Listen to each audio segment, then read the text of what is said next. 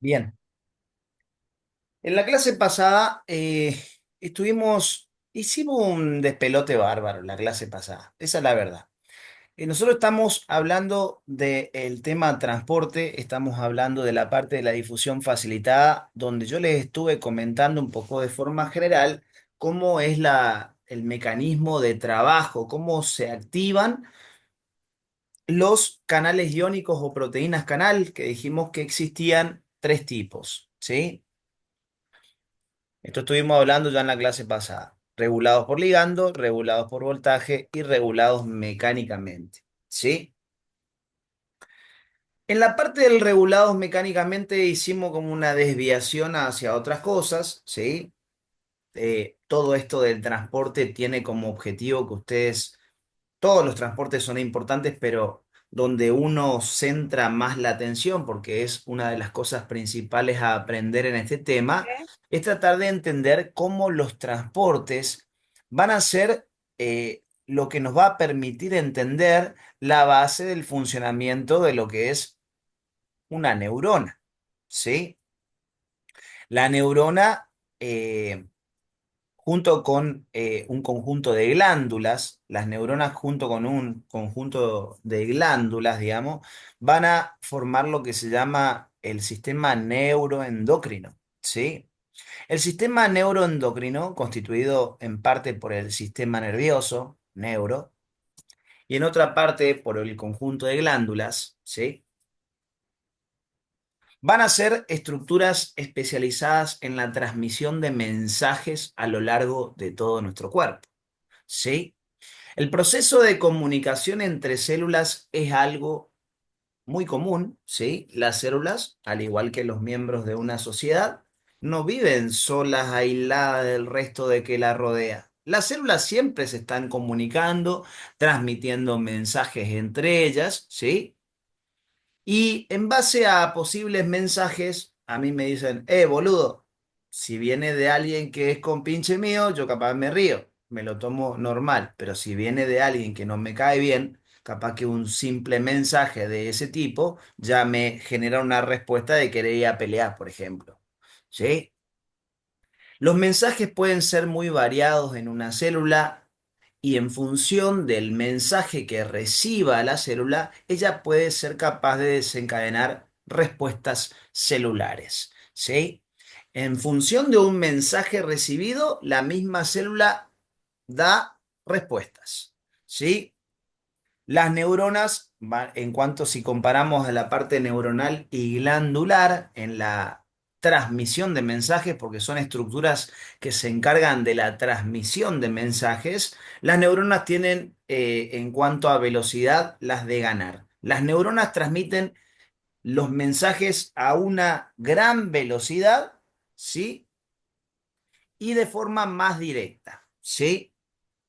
Para poder transmitir esos mensajes van a tener que sufrir cambios eléctricos, las neuronas, ¿sí? Para lo cual, para sufrir esos cambios eléctricos, va a tener que desencadenar a través de su membrana pasaje de moléculas que tengan carga eléctrica. Si estamos hablando de sufrir cambios eléctricos para transmitir un mensaje, tengo que transportar a través de la neurona estructuras que tengan carga eléctrica. En la medida que la neurona va sufriendo cambios eléctricos, va a poder transmitir mensajes que generalmente son a gran distancia. ¿Sí? La parte glandular, sabemos que nuestro cuerpo tiene un montón de estructuras glandulares a lo largo de, recorremos todo el cuerpo y hay un montón de glándulas, ¿sí? Que también estas glándulas van a poder ser transmisoras de mensajes, ¿sí? O muchas veces las glándulas responden a un estímulo externo. Las glándulas del sudor que se encuentran en la piel, ¿sí? Por ejemplo, van a ser estimuladas por la misma, por ejemplo, por la temperatura del ambiente, ¿sí? Alguna situación que me ponga nervioso, que me empieza a hacer transpirar más de lo normal, ¿sí? son mensajes que vienen desde afuera, el calor o una situación que me pone en un estado de estrés, son mensajes que percibe mi cuerpo y que el cuerpo, como respuesta, desencadena la liberación de sudor, por ejemplo. Veo a alguien delante mío que está comiendo una super hamburguesa con papa frita y yo no comí nada desde el desayuno y son las 10 de la noche, seguramente de solo mirar o de solo sentir el aroma de la hamburguesa con papa frita, automáticamente eso se percibe como un mensaje olfatorio que viaja hacia el sistema nervioso y el sistema nervioso dice, ahí viene la comida, entonces manda un estímulo a las glándulas salivales para que liberen saliva. ¿Sí? Y así un montón de ejemplos que también pueden darse desde el punto de vista glandular. El tema es que las glándulas pueden mandar mensajes algunas veces a corta distancia y algunas veces a gran distancia. Generalmente cuando las glándulas mandan mensajes a gran distancia, seguramente lo hacen mediante liberación de hormonas. ¿Sí? Esta asociación entre lo neuronal y lo glandular va a constituir lo que se llama el sistema neuroendocrino, ¿sí? Ya dijimos que la neurona es más rápida en la transmisión. Fíjense que acá les dice el sistema endocrino manda un mensaje más lento, pero más generalizado que el que proporciona el sistema nervioso. El sistema nervioso es más rápido en transmitir el mensaje, pero más localizado. El sistema endocrino más lento, pero más generalizado. Fíjense esas pequeñas comparaciones que se hacen uno con otro, ya son generales, pero ayudan mucho a entender cuando uno nombra alguna de estas estructuras más adelante. ¿Sí? Entonces, hago esta intro como para recordar que a lo largo de nuestro cuerpo es muy común la transmisión de información, la transmisión de mensajes. Nosotros vamos a estudiar principalmente todo lo que tenga que ver con la parte neuronal ahora. O sea que cada vez que ustedes escuchan hablar de una neurona, tienen que pensar directamente en una célula que tiene como función transmitir mensajes hacia otro lugar. ¿Sí? Para poder, para poder funcionar tiene que sufrir cambios eléctricos y esos cambios eléctricos van a ser gracias a procesos de transporte que vayan a ejecutar sobre su membrana. La clase pasada estábamos metiéndonos en esta parte, ¿sí? Y cuando yo les comentaba, los regulados por ligando y voltaje los van a ver justamente en la neurona, ¿sí? Los regulados por ligando y por voltaje los estudiamos para poder ver cómo participan en el proceso de transmisión de mensaje en la neurona. O sea que estos dos los vamos a ver dentro de un rato cuando nos centremos en el estudio de la neurona. El regulado mecánicamente, ya les había comentado, no es algo que la facultad se detenga a explicar, le dice que existen, que pueden aparecer por ahí. Si les comentan algo, le van a comentar muy, pero muy por arriba. Yo, a forma de ampliar un poquitito y que ustedes comprendan un poquito más de esto, yo les voy a comentar un poco más de los regulados mecánicamente, pero cuando empezamos a hablar la clase pasada de los regulados mecánicamente, yo les dije que dónde eran importantes, en qué zona de nuestro cuerpo eran importantes los regulados mecánicamente. En el interior del oído, ¿puede ser? En el oído interno, en el oído interno, ¿sí? Cuando nosotros nombramos al oído interno, automáticamente eso nos disparó hacia otro tema, ¿sí? Eso nos disparó hacia otro tema que es el tema de especializaciones de membrana la clase pasada, ¿sí? Les guié en qué había que estudiar de cada especialización de membrana, volvimos a ver el cuadro de las especializaciones que ya habíamos visto anteriormente, su clasificación en apical, lateral y basal, ¿sí? Estuvimos hablando un poco de forma general y entre los ítems que nosotros teníamos que estudiar de las especializaciones de membrana, les dije que una de las cosas que había que saber de esas especializaciones era la ubicación en tejidos u órganos en los que se encontraba cada una.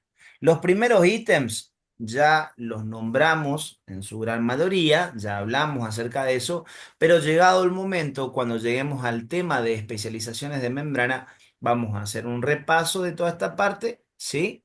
Y vamos a sumar lo que nos queda por sumar, ¿sí? La cuestión es esta. Hay una de las especializaciones de membrana que si pensamos en su ubicación, ¿sí? Hay una de las especializaciones de membrana que si pensamos en su ubicación, ¿sí? Justamente corresponde a la estructura del oído interno, que son los estereocilios.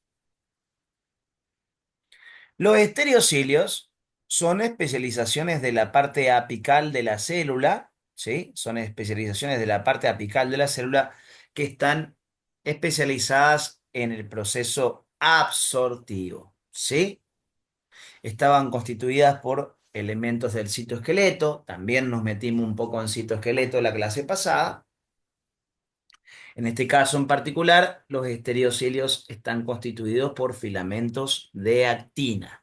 Recuerden que una de las cosas que hay que saber de cada especialización también es qué elemento del citoesqueleto se relaciona con cada especialización, ¿sí?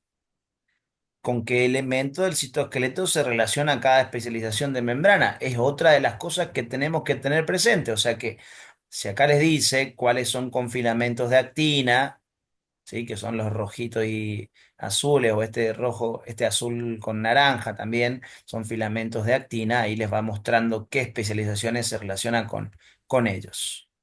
El desmosoma y el hemidesmosoma están en relación con filamentos intermedios y la única especialización de membrana relacionada con microtúbulos eran los cilios.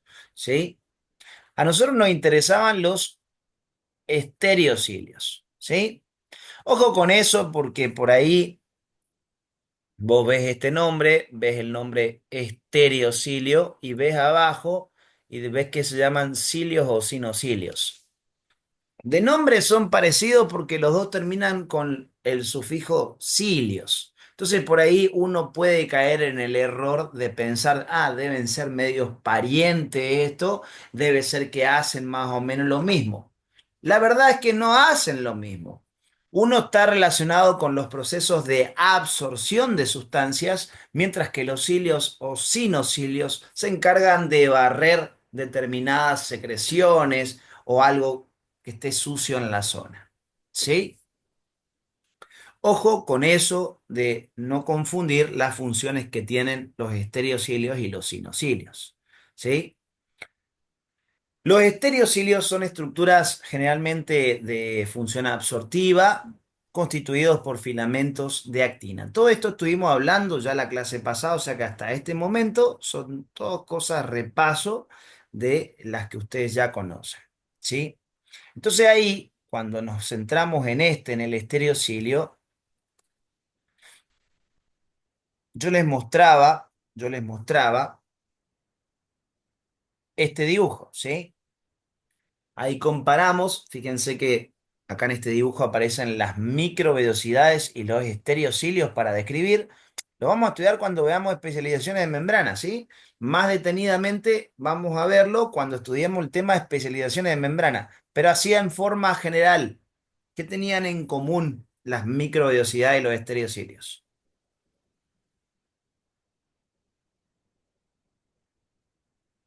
¿Qué tenían en común? La función absortiva. La función absortiva. ¿Qué más? Y que se asociaban con los filamentos de actina.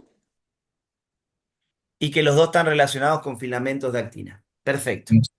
Se podía mover inmóvil. Y que son inmóviles. Ambos son inmóviles. Perfecto. Bien, bien, bien.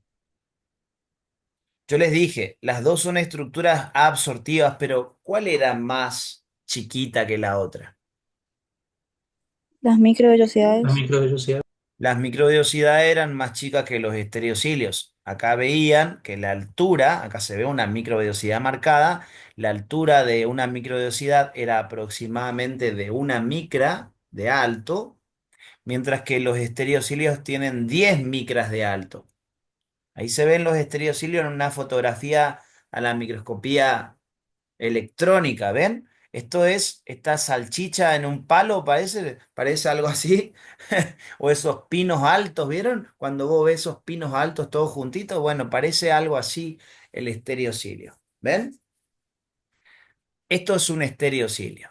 Los dos, tanto las microvellosidades como los estereocilios, son estructuras absortivas, pero pueden ver acá que la microvellosidad es más alta que el estereocilio. ¿Sí? Los estereocilios tienen una altura 10 veces mayor aproximadamente a lo que es una microvellosidad. ¿Sí? No se mueven, pero son bastante flexibles ambos, ¿sí? No tienen el comportamiento normal de estar moviéndose como si pasa con un cilio. El cilio se está moviendo así como los pelos de una escoba para justamente ir barriendo. Esto no quiere decir que estén duros así, que no se puedan mover. Si hay algo alrededor que causa que se inclinen, pueden inclinarse, ¿sí? Pero no forma parte de su tarea ellos estar moviéndose. ¿Se entiende, no? Son flexibles. Son inmóviles porque no es parte de su tarea que tengan, no necesitan moverse para hacer su tarea, pero es que se pueden doblar un poquitito y torcerse con alguna situación, sí puede pasar.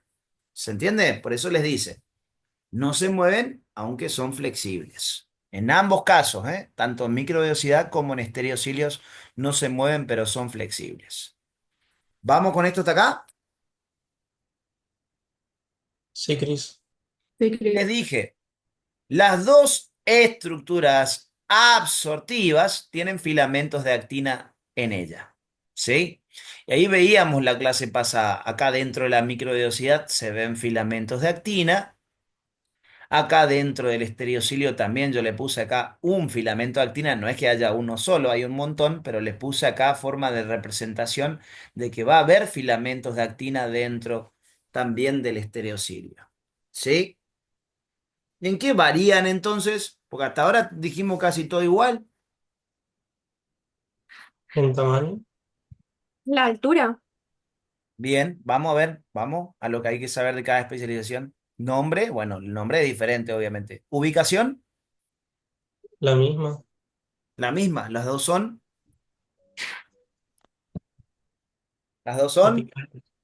Apical. Del Apicales. Apical. apicales. ¿Y la tarea? Absortiva. Absortiva. Esa es la tarea que tienen en común. Y los Pero el estereocilios tienen estereocilio, transducción mecanoeléctrica. claro, el estereocilio en el oído interno, justamente, que es donde queremos meternos, también se encarga del proceso de la transducción mecanoeléctrica. Eso no lo hacen las microvellosidades, ¿eh? Solamente los estereocilios del oído interno participan en la transducción mecanoeléctrica. ¿Vamos hasta ahí o no? Función que desempeñan. Bien. ¿Con qué elemento del citoesqueleto se relaciona cada uno? ¿Una Filamento de similitud actina. Filamento de o una actina. diferencia de eso? ¿Similitud o diferencia? Similitud. Similitud. Similitud. Los dos están constituidos por Filamento de actina. filamentos de actina. Y lo que queda abajo en el ítem 5 y 6 ya va a ser diferente. ¿Cuál era la ubicación en tejidos u órganos de las microvellosidades? En el Intestino y riñón. Intestino y riñones. Riñón. Tomaban nombres en particular en cada uno de ellos, ¿sí? Chapa estriada es el nombre de las microvellosidades de la parte intestinal. Ribete en cepillo es el nombre de las microvellosidades en la parte renal, ¿sí? De los 180 litros de plasma que se filtraban en el riñón por día, la mayor parte se reabsorbía para meterse a la sangre o se eliminaba por orina. Se reabsorbía. Se reabsorbía. Parte se tiene que reabsorber, ¿sí? Imagínense que 178,5 litros, como dice acá, se eliminaran por orina, ya les dije, estaríamos todo el día con la pelela al lado, ¿tá? No se puede eliminar esto por orina diariamente. Esto se tiene que, de los 180 litros que se filtran, acuérdense que los riñones son como dos coladores, ¿sí? Que van a tratar de sacar una pequeña parte de líquido del cuerpo como mecanismo de arrastre de las sustancias impuras de nuestro cuerpo. Nuestro cuerpo es una fábrica de varios componentes en la cual están ocurriendo constantemente reacciones químicas. Muchas de las cosas que se generan dentro del cuerpo, ¿sí? Muchas de esas reacciones químicas que ocurren normalmente en nuestro cuerpo son capaces de producir un montón de sustancias de desecho. Así como ustedes se van y todos los días hacen pichí caca en el inodoro, ¿sí? El cuerpo también tiene su propio desecho que tiene que eliminar, ¿sí? Que justamente se eliminan a través de la orina y la materia fecal, justamente, como vías principales de eliminaciones de los desechos de nuestro cuerpo. Entonces, es lógico que de esos 180 litros que se filtran, una parte de aproximadamente 1,5 litros sirva como un líquido de arrastre para eliminar esas cosas impuras de nuestro cuerpo. ¿Está? Bien. Entonces, si yo quiero reabsorber la gran mayoría de estos 180 litros, ¿qué mejor que una estructura absortiva para ayudar a que eso ocurra? Por eso es importante que esté en el riñón una microvellosidad. Saben que el intestino es el órgano donde se absorben los nutrientes que nosotros consumimos con los alimentos. Entonces también tiene lógica de que la microbiosidad esté presente en el intestino para colaborar en el proceso de absorción de esos nutrientes. ¿Sí? Por ahí al comienzo es como mucha memoria, pero si uno razona realmente lo que está estudiando y dice estructura absortiva, a ver, ¿dónde necesito absorber cosas? Principales lugares en el intestino para los nutrientes y en los riñones para evitar que se elimine gran cantidad de líquido por la orina. Si no se pudiera reabsorber tanto volumen, ¿a dónde iría ese volumen si no se pudiera reabsorber? El exterior, Al exterior en forma de orina. Esa reabsorción se entorpece un poco en la gente diabética. Por eso, orina cada rato. ¿Sí? Bien, todas esas pequeñas informaciones, guardarlas de a poquito, que en algún momento se van a utilizar. ¿Sí? Muchas cosas de las que ustedes están viendo conmigo ahora las van a ver en tercero, en cuarto, en quinto año de la carrera, cuando se estén recibiendo. Y si ustedes saben aprovechar toda esta información, ¿sí? Les va a servir incluso para aprobar otras materias que no sean del ingreso. Bien. Me cansé de hablar. ¿Quién sigue hablando? ¿Quién da la clase por mí? Se creyeron, ¿eh? ¿Vamos bien hasta acá? Sí, hasta Cris. ahora Sí, sí. Cris. ¿Alguna pregunta? No, Cris. Bueno.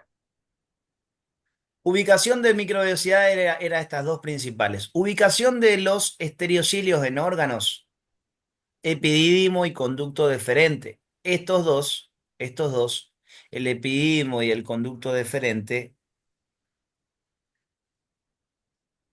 van a aparecer detrás del testículo, ¿sí? Detrás del testículo. El testículo es el encargado de la producción de células sexuales en el hombre, ¿sí? Cuando ellos los producen, los espermatozoides van y Hasta hoy tengo maduran. descuento en McDonald's, ¿Cómo? pero no tengo plata. ¿Te quería McDonald's? ¿No tenés plata? Bueno, ahora vamos a hacer una vaquita. Que le prendió el micrófono. A ver, el testículo produce los espermatozoides, ¿sí?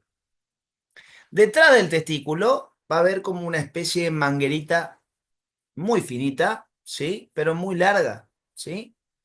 Tiene aproximadamente entre 5, 6 y un poco más de metros incluso, ¿sí? que se enrolla completamente atrás del testículo. Una manguerita chiquitita, de gran longitud. Ese es el epididimo, ¿sí? En ese lugar va a producirse la maduración de los espermatozoides. Luego de producirse, los espermatozoides tienen que madurar. El sitio de maduración de espermatozoides es la zona del epidídimo, ¿sí? Y después del epidídimo va a seguir otro conducto que se llama conducto deferente. Ese conducto deferente, ¿sí? Va a trasladar a los espermatozoides durante la relación sexual o algún tipo de estimulación sobre la parte genital, ¿sí? Puede llevar a que los espermatozoides vayan por el conducto deferente, vayan y se vuelquen en este otro conductito que ven acá, que está debajo de la vejiga. ¿Para qué sirve la vejiga? Para almacenar la orina. La vejiga sirve para almacenar orina. Es parte de la vía urinaria más que nada, ¿sí? Pero debajo de la vejiga, hay un conducto que justamente traslada la orina normalmente hacia el exterior, que es la uretra, ¿sí? Todo esto es parte de la vía urinaria, ¿sí? Voy a pintar acá. La vejiga, la vejiga, ¿sí? Y la uretra son parte de la vía urinaria, ¿sí? O sea, principalmente especializado en el traslado de la orina hacia el exterior. La orina se produce por los riñones, se almacena en la vejiga entre una vez que vas al baño y la siguiente, y lo eliminamos a la orina a través de la uretra, ¿sí? La uretra, en el caso del hombre y la mujer, es diferente porque en la mujer solamente sirve para eliminar orina al exterior. Pero en el caso del hombre, ¿sí? La uretra también sirve como mediadora del traslado de los espermatozoides. Cuando los espermatozoides maduraron en el epidídimo, después se trasladaron hacia el conducto deferente, ¿sí? Se trasladaron hacia el conducto deferente y ese conducto deferente termina volcando a los espermatozoides, ¿sí? Termina volcando a los espermatozoides en la uretra. Y mediante la uretra son llevados hacia el exterior, saliendo por el mismo orificio por el que sale la orina, ¿sí? A través del pene. Ahí se produce la eyaculación. ¿Está? Entonces, en el caso del hombre, la uretra no solamente sirve para transportar orina, sino que también va a estar formando parte de la vía genital, ya que sirve para llevar hacia el exterior a los espermatozoides durante la eyaculación. Todo esto le estoy comentando para que tengan una noción básica, pero lo que me interesa que ustedes conozcan es qué es el testículo o qué es el epididimo y el conducto deferente, que son dos órganos que se van a encontrar en relación con los estereocilios, ¿sí? Ahí se van a encontrar los estereocilios. Los estereocilios, además de estar en el epidídimo y en el conducto deferente, ¿sí? Los estereocilios también van a estar en lo que es el oído interno, ¿sí? En el oído interno, esto no lo habíamos comentado la clase pasada, ¿sí? En el oído interno, los estereocilios van a estar relacionados con un proceso que es conocido como transducción mecanoeléctrica, ¿sí? A ver, estamos nombrando esto porque queremos ver, dijimos que en el oído interno, se encontraban los canales regulados mecánicamente, ¿sí? ¿Qué caracterizaba a un canal regulado mecánicamente? Quiero que alguien me lo recuerde porque es para entender lo que viene ahora. ¿Qué caracterizaba a un regulado mecánicamente? ¿Por qué se llamaba regulado mecánicamente?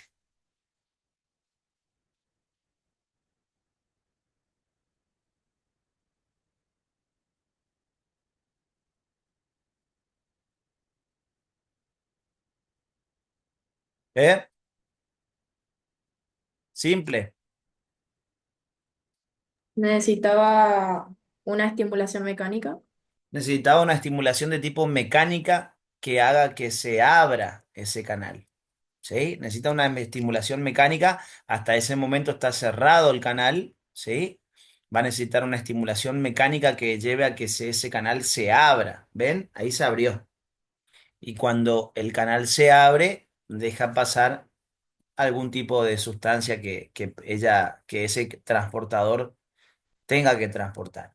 ¿Sí? Ahí estamos viendo en este caso el cloruro a través de la membrana. ¿Sí?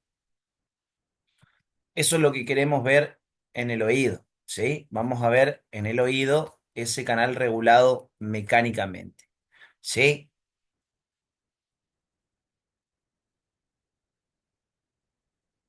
A ver, vamos a ver, vamos a ver, vamos a ver.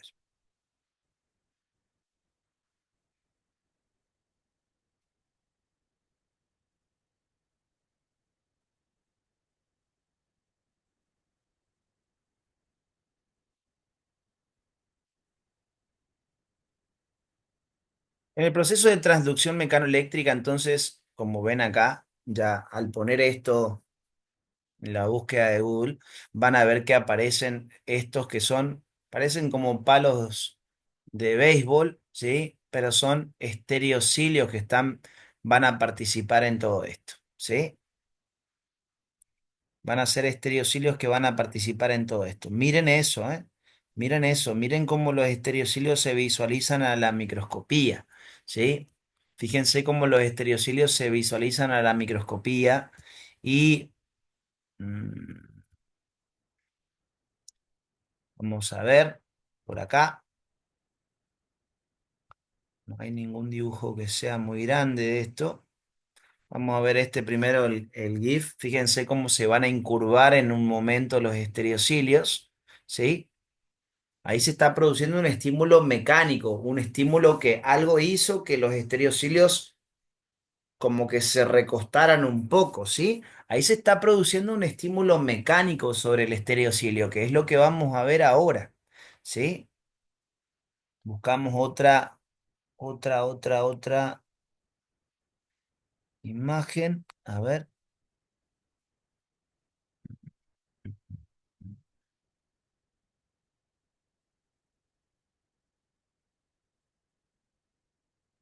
Vamos a ver. Esto, acá está el oído interno, ¿ven? Acá está el oído interno. Vamos. Chris, Sí. a la célula tipo los cilios, estereocilio y eso se le dicen célula ciliada. Generalmente sí, se les suelen, si tienen o estereocilios o, o cilios o sinocilios, se les suelen llamar células ciliadas muchas veces, ¿sí? Pueden aparecer de esa manera. Acá está, esto me va a servir.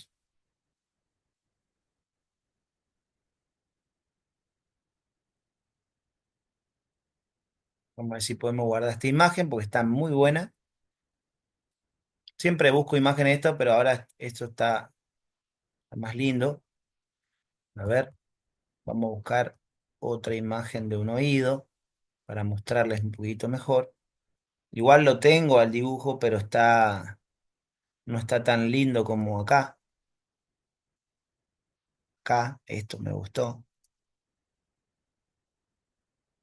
¿Cómo va a funcionar todo esto? Fíjense, ¿eh?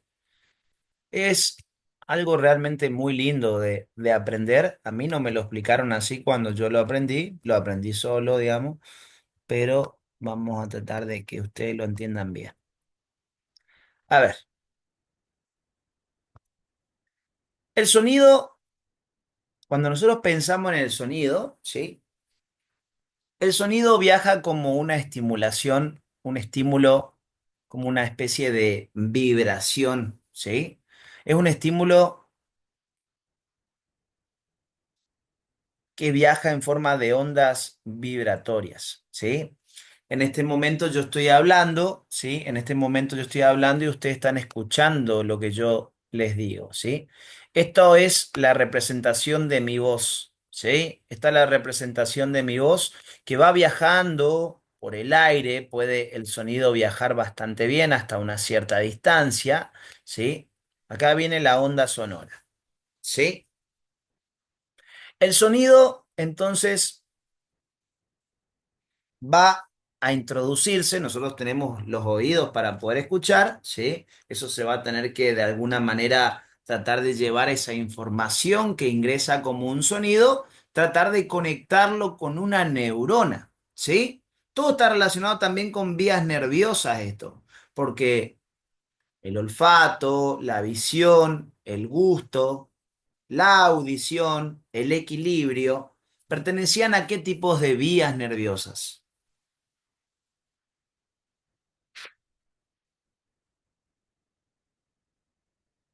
¿Ascendentes o descendentes? Ascendentes. Ascendentes. Y dentro de las vías nerviosas ascendentes, ¿eran sensitivas o sensoriales?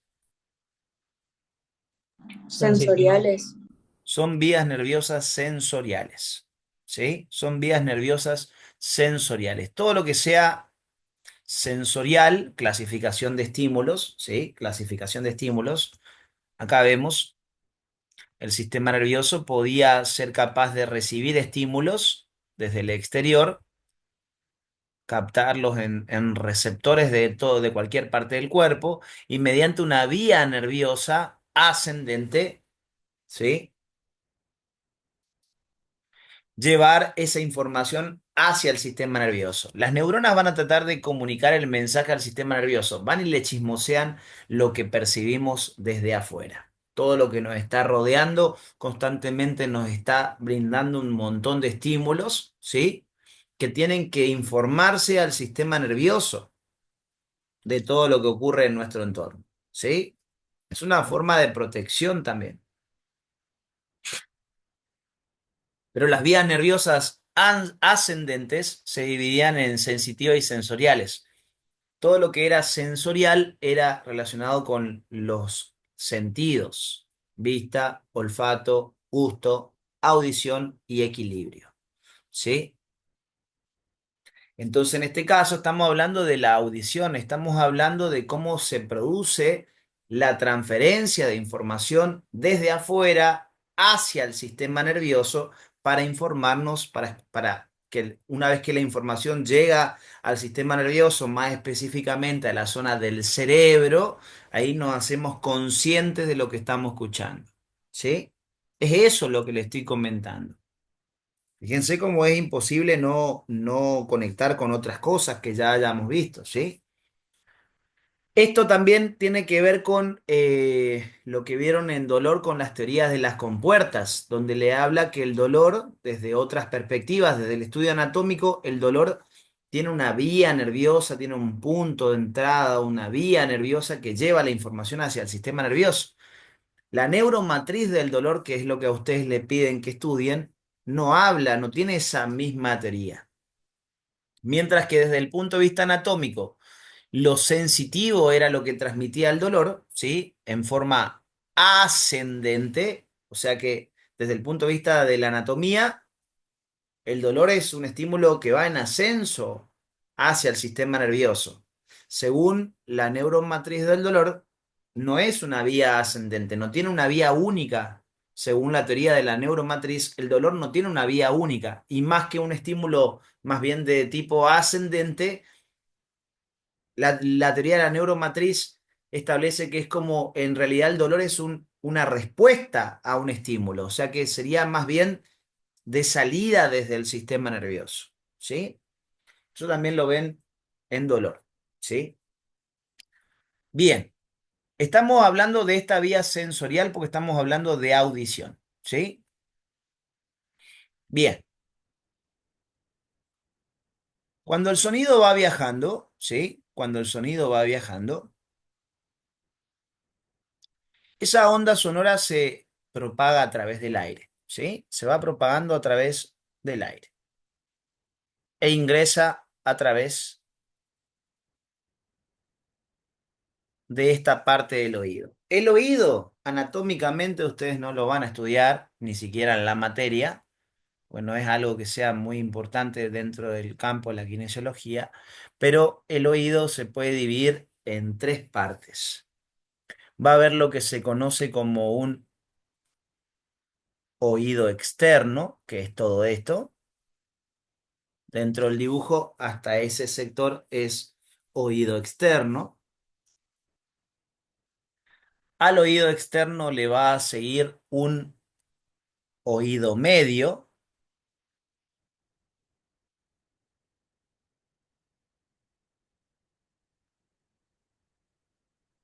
Y finalmente tenemos lo que se denomina el oído interno. ¿Sí? Los estereocilios están en este sector, ¿eh? En este sector, en el oído interno. Es una ubicación anatómica, ¿sí? Más o menos como para tener noción. El sonido viene desde afuera, o sea que tiene que, de alguna manera, traspasar los tres oídos, externo, medio e interno, tiene que ir pasando esa información auditiva de uno a otro, ¿sí? Cuando el sonido ingresa, cuando el sonido ingresa a través del oído externo, ¿sí? El oído externo tiene una serie de estructuras. Esto es el pabellón auricular, ¿sí? Este es el pabellón auricular, lo que llamamos oreja nosotros, ¿sí? Es el pabellón auricular. Y en el pabellón auricular hay un orificio de entrada, ¿sí? Hay un orificio de entrada, que se llama conducto auditivo externo.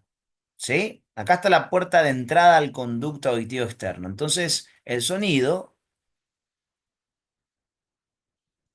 va a ingresar a través de ese conducto auditivo externo. ¿Sí? Va a ingresar a través de ese conducto auditivo externo. Viene viajando el sonido, ¿sí? Ingresa a través del conducto auditivo externo. Y acá, en el sector en que se va a poner en contacto con el oído medio, en el sector que se va a poner en contacto con el oído medio, acá en el oído medio aparece una estructura muy importante, ¿sí? En el oído medio aparece una estructura muy importante que es una estructura llamada caja timpánica, ¿sí? Caja timpánica. La caja timpánica es como una especie, ¿vieron los tambores? ¿Sí? El típico tambor, ¿sí? Bueno, acá estaría la caja timpánica, ¿sí? Acá estaría la caja del tímpano o caja timpánica.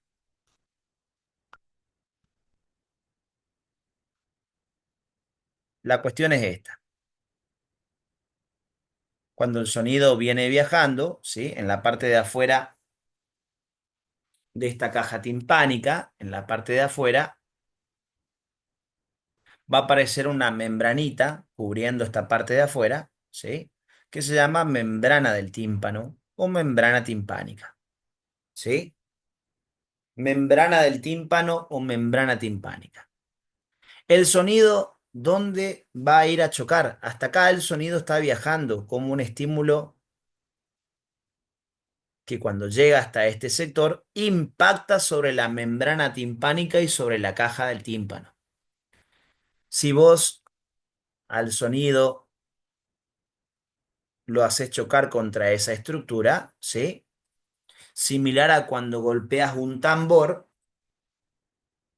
el golpe sobre el tambor genera un estímulo de tipo mecánico, ¿sí? Genera un estímulo de tipo mecánico que hace vibrar la membrana del tímpano, ¿sí?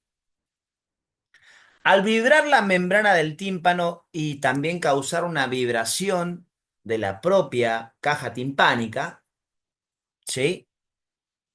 En el interior de la propia caja timpánica se van a encontrar tres huesos que se van a ir conectando unos con otros que se llaman martillo, yunque y estribo. Son tres huesitos muy chiquititos, los huesos más chiquititos de nuestro cuerpo están acá, martillo, yunque y estribo, ¿sí? En el interior de la propia caja timpánica. ¿Hasta acá me van siguiendo?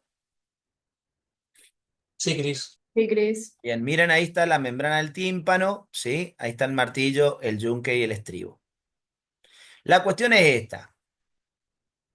Cuando el sonido está viajando, ¿sí? El sonido está viajando, va y choca sobre la caja timpánica, sobre la membrana del tímpano, y eso va produciendo un desplazamiento, la misma vibración que genera el impacto del sonido sobre esa zona, hace que se desplace el martillo, se mueva el martillo, al moverse el martillo empuja al yunque, y al moverse el yunque empuja al estribo también.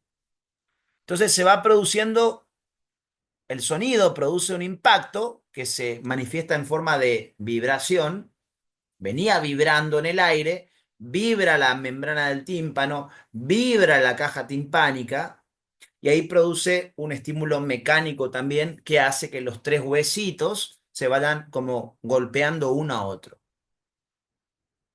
¿Vieron la típica que vos, la que vas viendo todas las fichitas del dominó y vas viendo que le pegás a una y se empiezan a caer todas una tras otra? Bueno, algo parecido a eso pasa acá. Son una serie de secuencias de estímulos vibratorios que van produciendo vibraciones hacia el interior, ¿sí? Martillo, yunque y estribo se mueven y cuando el estribo se desplaza, golpea del otro lado a esta caja timpánica. Golpea del otro lado a la caja timpánica. ¿Y eso qué hace? Que la información vibratoria ahora se haya transmitido. Primero pasó desde el oído externo al oído medio. Y ahora la vibración sigue en forma de estímulo mecánico. ¿Se propaga hacia dónde? Solo oído interno. Hacia el oído interno. La cuestión es que en el oído interno vamos a tener otra serie de elementos donde, por ejemplo, vamos a encontrar una estructura con forma de caracol, que le pusieron un nombre recontra difícil, se llama caracol. Esa, se creyeron, ¿eh? Tiene forma de caracol, le pusieron caracol. Creo que es lo único que tiene nombre fácil en todo lo que venimos dando de biología. Se llama caracol, ¿sí? Así tenían que ponerle nombre a todo, no cualquier cosa que le ponen ARP23, que no le van a No, poner. después cuando lleguen a anatomía ahí van a ver lo que es darle nombre a todo. Caracol, ¿sí? Tenés el caracol, tenés unos conductos que se ven acá que se llaman conductos semicirculares, no importa, ¿sí? Pero la cuestión es esta. Dentro de toda esta estructura que ustedes ven acá en el oído interno, hay un líquido, ¿sí? Hay un líquido. La cuestión es esta. Cuando el martillo, el yunque, el estribo se van moviendo, golpean del otro lado a a la caja timpánica y eso también sigue transmitiendo ondas vibratorias. Ahora las ondas vibratorias se propagan hacia adentro, ¿sí? Las ondas vibratorias se propagan hacia adentro. Y al generarse ondas vibratorias también en esta parte del oído interno, eso hace vibrar al líquido que se encuentra dentro de toda esta estructura. O sea que hasta este momento son estímulos mecánicos, mecánicos, mecánicos, mecánicos, mecánicos. ¿Sí o no? Todos son estímulos mecánicos. La onda vibratoria son estímulos de tipo mecánico. Ahora se produce una vibración en el líquido que hay dentro de esta estructura. ¿Sí? Y como para que ustedes se den una idea de cuál es el impacto de una vibración sobre el líquido, tienen que pensar en esto. Si ustedes ven agua en un charquito, ¿sí? Ven agua en un charquito, ven agua calma, y ustedes le tiran algo, alguna piedrita o algo, en el lugar donde cae la piedra se genera como una mini ola, se genera como una onda expansiva del agua, ¿sí? Eso mismo va a pasar acá cuando el sonido impacte hacia el lado de adentro. Va a empezar a generarse como una especie de pequeñas olas de ese líquido que se encuentra en el oído, ¿sí? Y ahí es donde va a ocurrir la magia. ¿Por qué? Porque dentro de este oído interno nos vamos a encontrar con las células que tienen estereocilios. Dentro de este oído interno nos vamos a encontrar con esas células que tienen estereocilios. ¿Sí?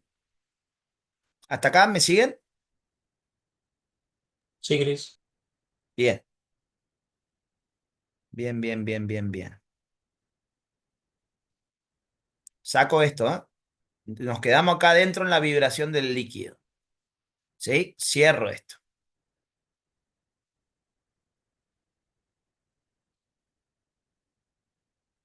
Cuando se produce esa vibración, ¿sí? Cuando se produce esa vibración, eso va a causar, fíjense,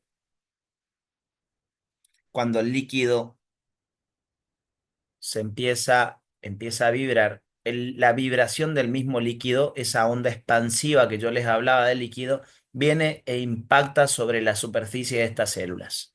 Entonces, si el líquido hace como un efecto de ola, ¿sí? Al chocar contra estos estereocilios, va a hacer esto. Si a vos te golpea el agua sobre unas algas que están acá, el agua impacta de este lado y va a hacer que las algas se incurven para este lado, ¿sí? Eso mismo causa sobre los estereocilios, que están formando parte de la membrana de las células del oído interno. Entonces, ese mismo líquido que viene con vibraciones incurva a los estereocilios de esta manera, ¿sí? O sea que también hay una estimulación de tipo mecánica sobre la propia membrana de estas células. ¿Me están siguiendo hasta acá? Sí, Cris. Sí, Cris. Bien. Y esto, ¿sí? Esto es lo que va a terminar causando, ¿sí? Esta estimulación mecánica que sufren los estereocilios, ¿sí? Es el estímulo, esta incurvación que ven acá de los estereocilios va a constituir un estímulo, ¿sí? Para que justamente se abran los canales que nosotros estamos estudiando. Los canales regulados mecánicamente. ¿Vos necesitas un estímulo mecánico que los abra? Bueno, el líquido viene vibrando, hace que los estereocilios se incurven un poquito, se tuerzan un poquito. No son estructuras móviles, pero le dije que son flexibles. Cuando el líquido los golpea sobre su superficie, eso hace que la membrana haga esto. Y al torcerse los estereocilios, se produce un estímulo mecánico sobre la propia membrana. Y ese estímulo mecánico es el que produce la apertura de algunos canales. Acá les dice calcio y potasio, ¿sí? A mí el que me interesa, porque es lo que les suelen comentar, es acá primero que nada el potasio, ¿sí? El potasio es la verdadera estrella en todo este proceso que estamos hablando. A ver, me salgo de ese dibujo, ¿sí? Me salgo de ese dibujo y vuelvo al mío, al, al dibujo más rústico, vuelvo. Acá venía viajando el sonido a través del oído, ahí está la membrana timpánica. Cuando vibra esta membrana timpánica, golpea el martillo, al yunque y el estribo, y del otro lado también causa una vibración sobre el caracol y sobre los conductos semicirculares del oído interno. Y eso genera la vibración del líquido que se encuentra ahí adentro. Eso va a causar que las células que tienen estereocilios reciban esa vibración y produzca una incurvación de esos estereocilios. Y con esa incurvación de estereocilios se produce un estímulo mecánico sobre la propia membrana que abre algunos canales presentes en esa zona. Todo siguiéndome hasta acá, ¿no? Sí, Cris. Y gris. Es un documental esto, ¿no? Más que una clase. Hmm. La cuestión es esta. Acá vamos a tener sobre la misma estructura de estos estereocilios, nos vamos a encontrar con canales de potasio. Mi pregunta es la siguiente. ¿El potasio es un ion que predomina en el lado de adentro o en el lado de afuera de las células por lo general? De adentro. Adentro. Adentro. Adentro. Es el Adentro. principal ion del medio intracelular. El potasio es el principal ion del medio intracelular. ¿Sí? Sin embargo, si bien esto es lo más común de ver, ¿sí? En el caso de este sector del oído, el potasio raramente se encuentra predominando del lado de afuera. En este caso, el potasio está predominando del lado de afuera. Entonces, ¿qué va a causar? Cuando los estereocilios se incurvaron, hubo una estimulación mecánica sobre la membrana, se abrieron unos canales de potasio, se abren unos canales de potasio, y eso empieza a causar que ante la apertura de esos canales empieza a ingresar potasio, ¿sí? Empieza a ingresar potasio.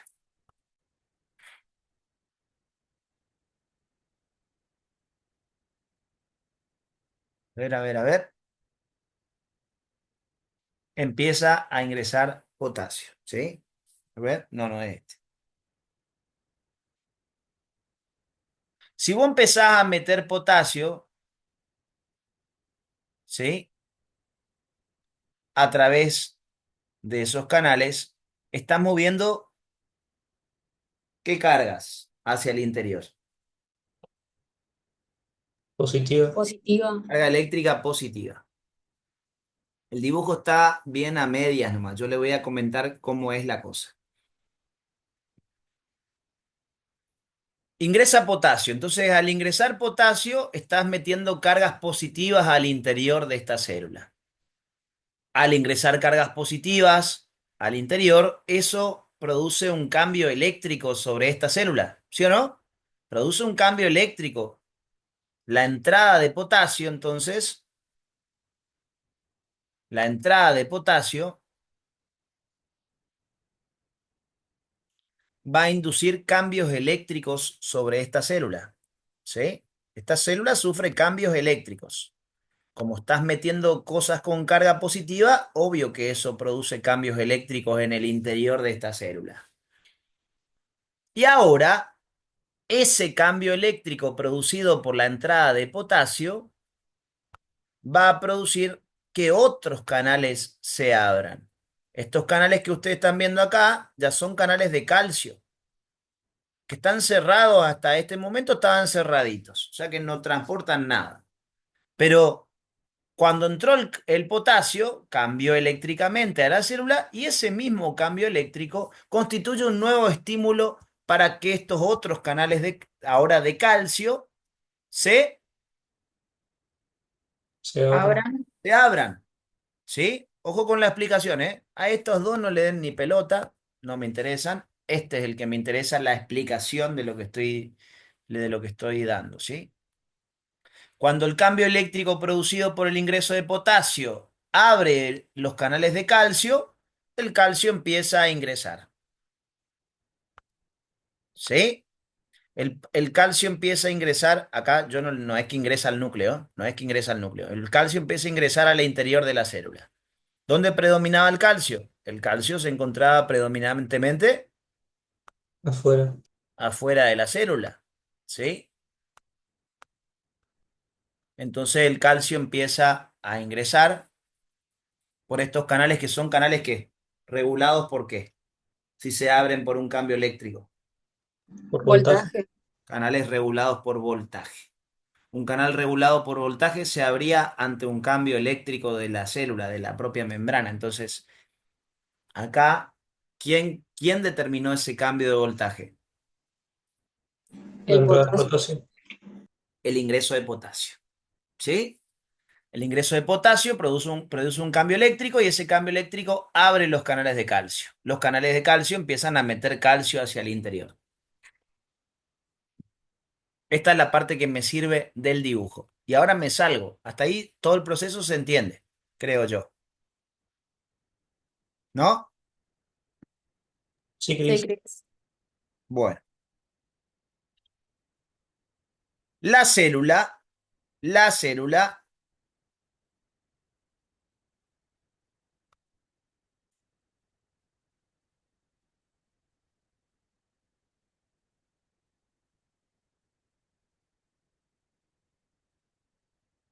ahí voy.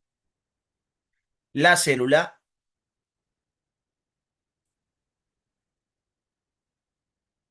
tiene vesículas dentro de ella. La incurvación de los estereocilios, miren lo que hizo. Acá estaban cerrados los canales de potasio. Ahora se abrieron con la incurvación de los cilios. Esa incurvación de los cilios abrió estos canales regulados mecánicamente que empezaron a meter al potasio hacia el interior. Repasito lo que estábamos diciendo recién. Cuando entra potasio hacia el interior, ¿sí? Entra no uno, sino varios potasios, obviamente, ¿sí? Esa entrada de potasio induce lo que serían cambios eléctricos.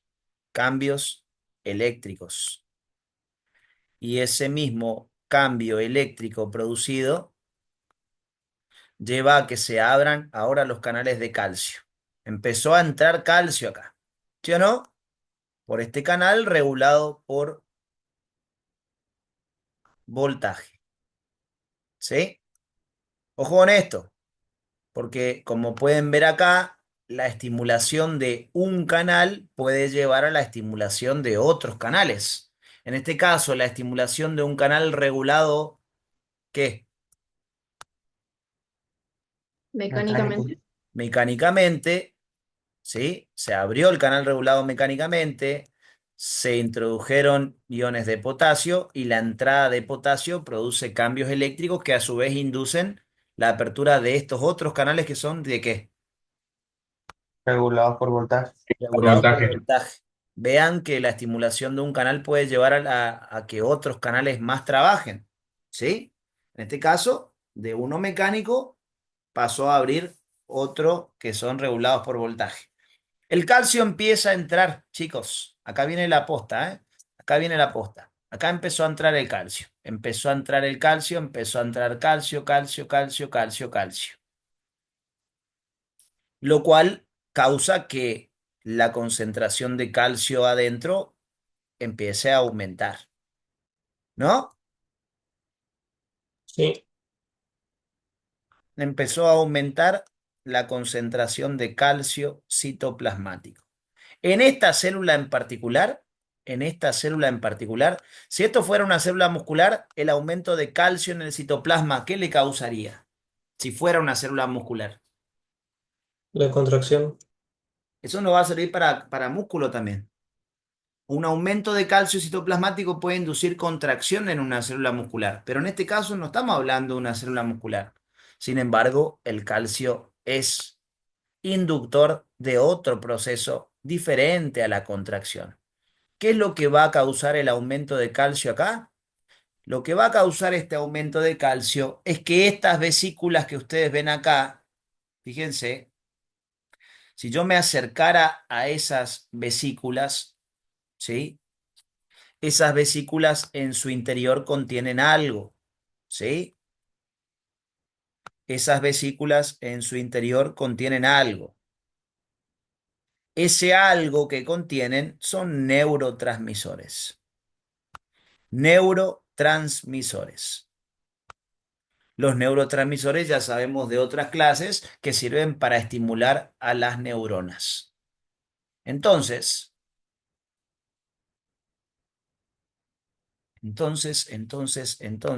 si acá tengo un montón de neurotransmisores esperando ser liberados, ¿sí? ¿Por qué vía del sistema de endomembrana se liberan los neurotransmisores al exterior? ¿Qué vía de exocitosis? La de la secreción regulada. La de la secreción regulada. Bien, bien ganada esa taza, ¿eh? Bien ganada esa taza. Bien. Entonces, ¿qué va a pasar acá? Estos neurotransmisores que están acumulándose en la vesícula, ¿sí? Están esperando a ser liberados porque cuando estos neurotransmisores se liberen, van a ir a estimular a una neurona, ¿sí? El objetivo es tratar de chismosear que el sonido, la información del sonido, la información vibratoria del sonido, ¿sí? Yo tengo que llevar a estas vesículas en dirección hacia la membrana plasmática. Cuando estas vesículas se fusionen con la membrana plasmática, van a liberar su contenido, que son los neurotransmisores. ¿Quién les parece que es el responsable de que estas vesículas se fusionen con la membrana y liberen su contenido? El calcio, ¿Qué cosa? ¿La salida de calcio? ¿La entrada de calcio? la entrada de calcio, o sea, La el exceso. entrada de calcio. Te hago esa aclaración, ¿sí? Hago esa aclaración, ¿sí? Porque hay veces en que han preguntado, le han puesto en verdadero o falso, por ejemplo, y le dicen que la salida de calcio es la que induce la liberación de neurotransmisores. Y es falso. El ingreso de calcio es lo que ustedes están viendo que causó acá, que esas vesículas con neurotransmisores se liberen mediante un proceso de, ¿cómo se llama el proceso de liberación de material? Exocitosis. Mediante exocitosis. Para yo poder hacer una exocitosis de esos neurotransmisores, esta célula necesita aumentar la concentración de calcio en el citoplasma. O sea que el aumento de calcio citoplasmático, va a ser el responsable de que estos neurotransmisores, las vesículas con neurotransmisores, se fusionen con la membrana y suelten su contenido. Pero pregunto, ¿gracias a quién aumentó el calcio citoplasmático? El potasio. El potasio. Gracias al ingreso de potasio. ¿Ah? Uno va haciendo que el otro ocurra. ¿Sí? Acá es divertido si uno aprende el proceso de cómo van pasando las cosas, cómo una ficha de dominó va golpeando a la otra y esa otra a otra y esa otra a otra. Esa serie de cambios sucesivos es lo que nos permite entender cómo termina transmitiéndose el mensaje. Necesito aumentar la cantidad de calcio citoplasmático para que eso cause, sea el estímulo, el verdadero estímulo para la liberación de los neurotransmisores es el aumento de calcio citoplasmático. Eso también va a ser importante cuando nos metamos neurona, así que les quede la importancia del calcio. El calcio aumentado en citoplasma induce contracciones musculares en el músculo y en este caso constituye el estímulo para liberación de neurotransmisores. Cuando esos neurotransmisores se liberen, van a ir a actuar sobre esta célula, se va a conectar con una neurona. Entonces, acá el proceso va a empezar completamente desde cero. Van a ver otros canales acá, ¿sí? Los neurotransmisores, ¿qué son? ¿Tienen función de qué?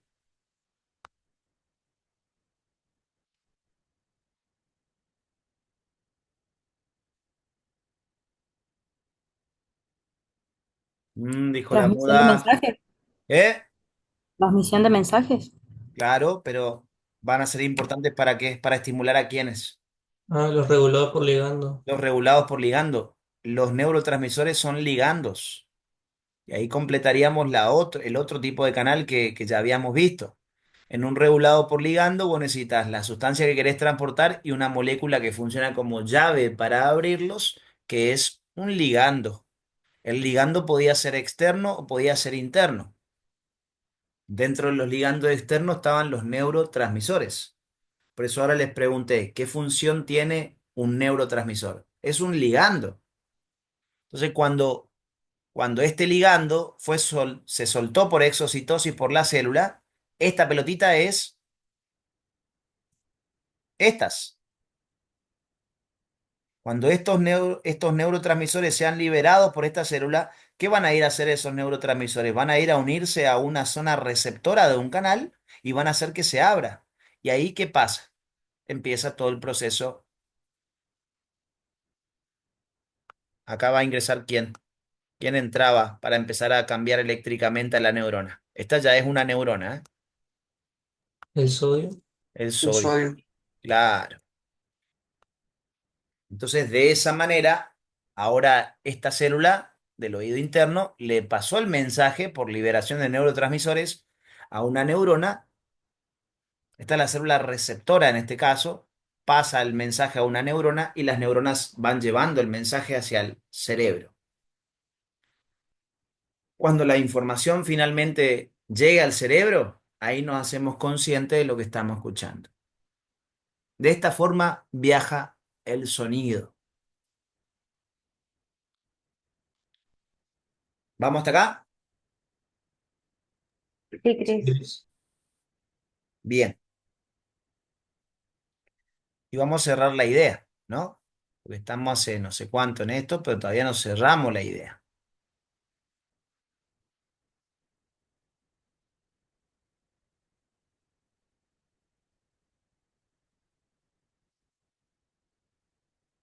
A ver, a ver, a ver, a ver.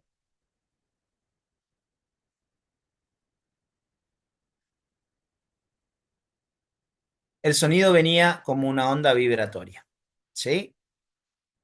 Que causó vibración de la membrana timpánica y de la caja del tímpano, que a su vez llevó a que se desplacen el martillo, el yunque y el estribo. El estribo golpea del otro lado en el oído interno y hace causar una vibración del líquido que hay acá adentro. Y ese líquido también viene vibrando, ¿sí? Y viene como, sigue como un estímulo mecánico hasta ese momento que cuando impacta sobre estas células con los estereocilios hace que los estereocilios se incurven. Sigue siendo un estímulo mecánico hasta ese punto. Pero esta estimulación mecánica, ¿qué causó? Que se abran los canales de potasio. Esa estimulación mecánica terminó causando la apertura de canales regulados mecánicamente, ¿sí? De potasio. Entonces, en ese momento, ¿sí? En el momento en que el estímulo mecánico, el momento en el que el estímulo mecánico se transforma en un estímulo eléctrico, es justamente en este momento. Acá viene el estímulo que todavía hasta este momento era un estímulo mecánico, ¿sí? El líquido que venía vibrando. Pero este estímulo mecánico, causado por vibraciones, induce apertura de canales que mueven cosas con carga eléctrica. Entonces, en este momento es cuando el estímulo mecánico se termina transformando en otra forma de estimulación. El estímulo mecánico llegó hasta la zona de los estereocilios y ahí en ese punto, cuando los canales se abren y empieza a entrar potasio, el estímulo pasa de ser mecánico a ser un estímulo ¿de qué tipo? Eléctrico. Eléctrico.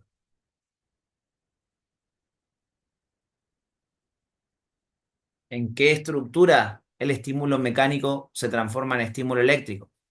En el propio estereocilio. Por eso se dice que los estereocilios tienen como tarea la transducción, el cambio desde un estímulo mecánico a transformarlo en un estímulo de tipo eléctrico. Por eso se llama transducción mecanoeléctrica, porque es el momento, es la transición en que un tipo de estímulo se transforma en otro. De estímulo mecánico pasa a ser estímulo eléctrico. Y eso es lo que induce que el mensaje pueda seguir viajando. ¿Está? Sí, Cris. Sí, Cris. ¿Preguntas acerca de todo esto? No, Cris. Bueno, montón de cosas importantes vimos, ¿eh? Que van más allá, pues yo le dije, desde el punto de vista del canal regulado mecánicamente, casi no se lo van a preguntar, pero yo acá incorporé un montón de información que la necesito para estudiar neuronas, ¿sí? Chris, Sí. se utilizan los tres canales, podría decirse. ¿Por qué? Acá en la neurona el regulado por ligando, ¿por eso? Sí, sí, por eso. Exactamente. Acá está el regulado mecánicamente, acá está el regulado por voltaje y acá está el regulado por ligando. Una vez que yo ya les expliqué cómo funcionaba cada canal, fíjense cómo los aplicamos a los tres. ¿Sí? Perfecto. Y acá empieza toda la transmisión de corriente eléctrica hasta el cerebro. Cuando llega la información al cerebro, ya ahora ya es todo cambios eléctricos, ¿sí? Desde ese estereocilio, el estímulo dejó de ser mecánico y se transforma en un estímulo eléctrico. ¿Sí? Por eso es transducción mecanoeléctrica. Bien, les voy a comentar acerca de un canal especial, ¿sí? Les voy a comentar acerca de un canal especial, que es el famoso canal de fuga de potasio, ¿sí?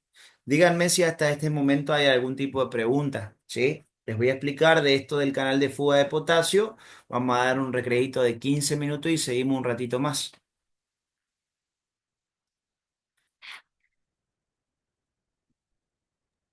No, Chris. ¿no? Bueno. Todo esto que estamos armando es con el objetivo de poder entender más fácilmente cómo la serie de cambios que va a experimentar la neurona, ¿sí? Para poder cumplir con su tarea. Hoy dijimos desde el comienzo, la neurona es una célula especializada en el chisme. Le encanta el chisme, ¿sí? Como a ustedes. Bueno, a la neurona también le gusta el chisme. Si a usted le gusta el chisme, ¿por qué a la neurona no le va a gustar el chisme? Ella recibe el mensaje y ahí, cuando le dice, guardame el secreto, ni mierda no guarda el secreto.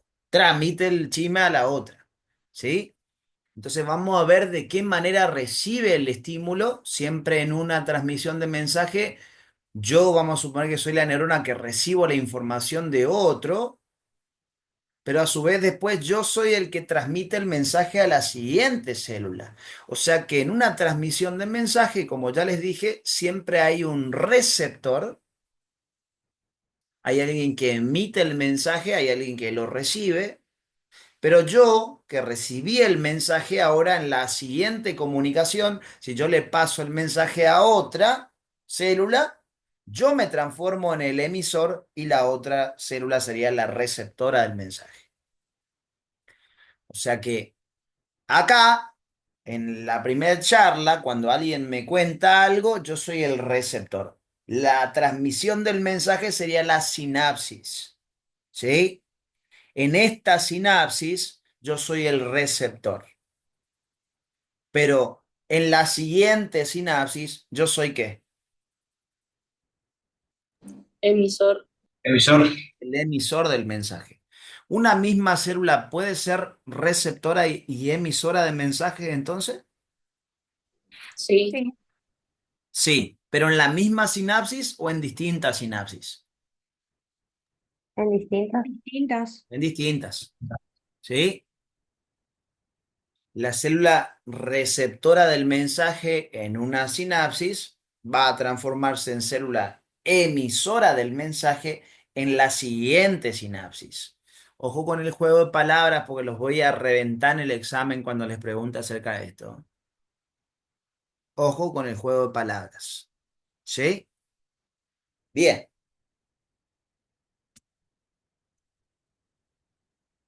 Hasta el momento, cuando nosotros hacemos referencia, me salgo de todo lo, vamos a meternos de nuevo en todo transporte, ¿sí? Hasta el momento, ¿sí? Para cerrar un poco la parte de los canales iónicos, ¿sí? Quiero comentar acerca de un canal en particular, ¿sí? que es el famoso canal de fuga de potasio. Cuando yo me metí en esta parte del tema, que el título grande era transporte pasivo, dividimos al transporte pasivo en difusión simple y difusión facilitada, ya hablamos de las diferencias. Y dentro de la difusión facilitada tenemos los canales iónicos o proteínas canal y las permeasas o proteínas transportadoras, o también llamadas carriers. ¿Sí? Bien, la cuestión es esta. Cuando hablamos de una difusión facilitada, dijimos que el transporte pasivo por difusión facilitada se caracterizaba porque se llama facilitada porque lo va a realizar una proteína, ¿sí? Ya saben que esas proteínas tienen que ser proteínas transmembranas de multipaso, tanto para formar los canales iónicos como las permeasas. Bien, y cuando hablamos de las características de un canal iónico y de una permeasa, ¿sí? Habían ciertas cosas en las que se parecían y otras cosas en las que diferían. Una de las cosas en las que diferían era, por ejemplo, que los canales iónicos transportaban únicamente iones, o sea, sustancias que tengan carga eléctrica, mientras que una permeasa podía transportar sustancias con o sin carga eléctrica. Esa era una primera diferencia. Y la otra cosa que variaba de uno a otro era que el canal iónico trabajaba mediante un mecanismo que se conoce como mecanismo de compuerta, mientras que la permeasa trabajaba mediante un cambio conformacional. Todo eso ya lo sabemos de antes. ¿Qué otra diferencia recuerdan?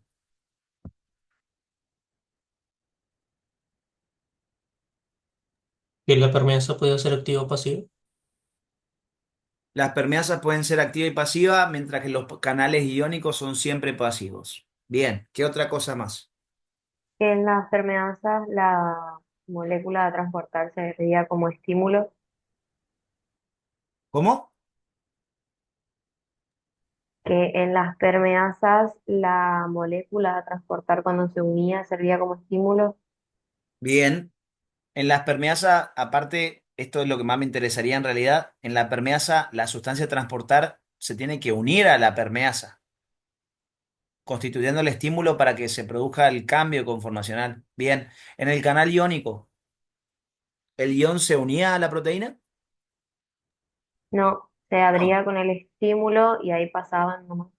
Claro, se abría el canal y la sustancia aprovechaba el hueco y se mandaba, pero en ningún momento había unión a la parte proteica de la sustancia a transportar. Bien, habían 4 características que compartían los canales iónicos y las permeasas, que habíamos nombrado, que era la especificidad, la bidireccionalidad, la saturabilidad y la regulabilidad. ¿Sí? ¿A qué hacía referencia el término que son regulables?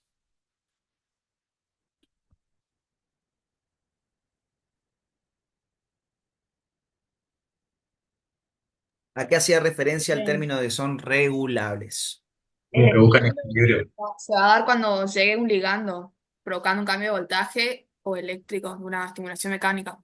Pero En el en caso. términos generales, porque ahí vos me estás hablando de canales iónicos, pero si yo digo, Claro. ¿por qué un canal iónico o una permeasa son regulables? Así una explicación sencillita. Y por la Porque llegada depende de un Necesita un estímulo. estímulo para poder trabajar. Ahí está. Necesitan de un estímulo para poder trabajar. Por eso son regulables. Miren esto. Cuando yo les mostré acá, fíjense siempre en los detalles de los dibujos que yo les muestro. Regulabilidad les dice, se requiere de un estímulo determinado para que trabajen. Esa es la explicación de por qué son regulables. ¿Ah? Concreto. Lo otro que me dijeron, yo lo entendí. Marian, yo entendí lo que vos me dijiste, pero vos me estabas hablando principalmente de un canal iónico, ¿sí o no? Claro, sí. Sí, sí. Yo te entendí, pero la Ah, explicación horrible. real de por qué son, la explicación real de por qué son regulables es porque necesita de un estímulo para poder trabajar. Eso es lo concreto, ¿sí? Claro, sí. En el caso del canal iónico, yo me refería a que el estímulo era los otros. Claro, exacto. Pero la explicación de regulabilidad era eso. Pero Vamos a pensarlo en forma práctica. ¿Un canal iónico y una permeasa están siempre trabajando?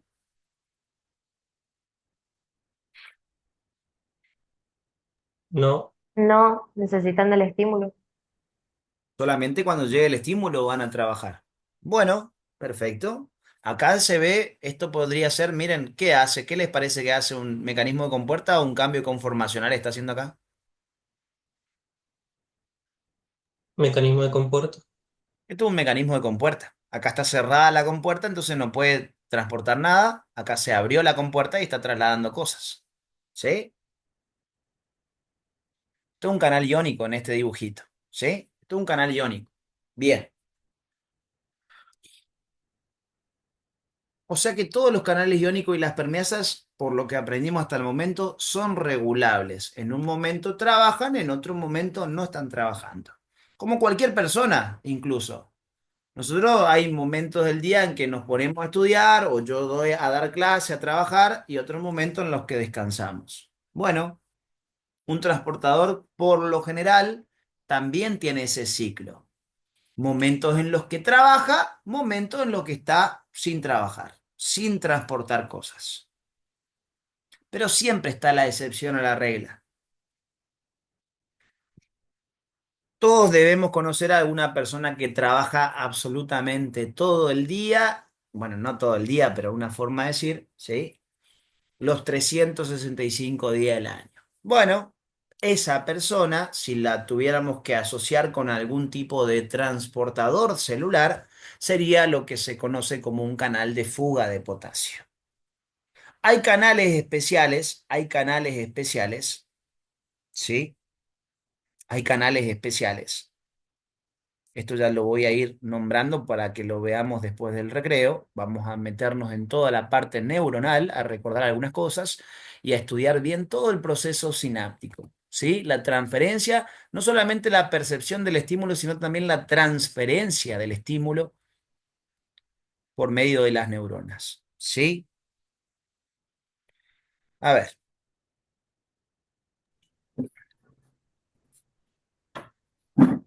van a ver unos canales en particular que se van a caracterizar porque a diferencia de los demás, estos canales que yo les estoy por nombrar se van a caracterizar por estar siempre abiertos, ¿sí? Son como un full 24, ¿sí? Que nunca cierra. Bueno, así tal cual, el full 24 de los transportadores sería el que se conoce como canal de fuga de potasio, ¿sí? Pregunto, ¿no? Si están siempre abiertos los canales de fuga, ¿son regulables? No, No, No tienen regulación. Si no hay, cuando hablamos de regulabilidad es que había un estímulo que los abría. Si yo digo que este canal está siempre abierto, no son regulables. Esos canales de fuga, que son de tipo no regulados, ¿sí? Van a colaborar también en el proceso de eh, el equilibrio. En un momento la neurona para transmitir un mensaje sufre un desequilibrio. Va a tener que tratar de volver a equilibrarse. Siempre ante un desequilibrio, la célula trata de volver a equilibrarse. Bueno, en esa búsqueda de equilibrio, la neurona necesita de los canales de fuga de potasio. Por ahora, solamente quiero que sepan esto. Los canales de fuga de potasio son canales iónicos de potasio que no son regulados. ¿Qué quiere decir que no están regulados? Justamente porque no hay un estímulo que vos necesites para abrirlo. En este caso, siempre están abiertos. Al estar siempre abiertos, no son regulados. Están presentes en todas las células. Siempre están abiertos. Esto que les dice acá, de ellos depende el 90% del potencial transmembrana, lo van a entender recién cuando volvamos del recreo, cuando empecemos a hablar de toda la parte neuronal, ¿sí? Y lo que dice acá abajo también. Escúchenme lo que vamos a hacer. Ya dejo acá grabadito porque si no se van a perder después cuando vuelvan a ver el video, no van a entender un carajo qué fue lo que hice. Nosotros cuando la clase pasada estuvimos hablando, cuando nos metimos en la parte del citoesqueleto, ¿sí? Yo les comenté algunas generalidades del citoesqueleto de los tres componentes, ¿sí? Y en la clase pasada, en todo el despelote de cosas que hicimos, nombramos a las proteínas asociadas a cada uno. Proteína asociada a microtúbulo y proteína asociada a filamentos de actina, les hablé, que son las MAPS y las ABP. Vimos toda una clasificación de proteínas que seguramente ustedes deben recordar de la clase pasada. Les hablé de todas las proteínas asociadas a las MAPS, con todos sus tipos, ¿sí? Habían MAPS, escuchen bien, formadoras de haces, que era cuando asociaban microtúbulos que estaban en paralelo, eso es un as, cuando se agrupan en paralelo, relacionadas con la estabilidad, estabilizadora e inestabilizadoras, el grupo de las secuestradoras y el grupo de las motoras. Esto es para microtúbulos. En los filamentos de actina también hay proteínas asociadas. En los filamentos de actina también hay proteínas asociadas, pero que se llaman ABPs. ¿Sí? Vimos ABP formadoras de haces, ¿sí? ABP formadoras de haces, ABP formadoras de redes, que esto estaba todo en la clase pasada. Las estabilizadoras les dije que íbamos a estudiar ¿dónde?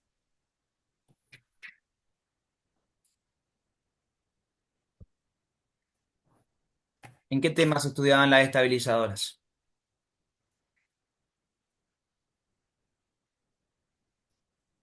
Dijo la muda. No anoté eso, Cris. ¿Eh? Cuando íbamos a dar músculos y eso, ¿no? Cuando íbamos a dar músculo, ahí les dije vamos a estudiar la estabilizadora. En los Inestabilizadora, sarcómeros. Función muscular. inestabilizadora, gersolina, cofilina, que les comenté lo básico. Me interesa que se vayan asociando con los nombres. De la clase pasada hasta esto, bien explicado.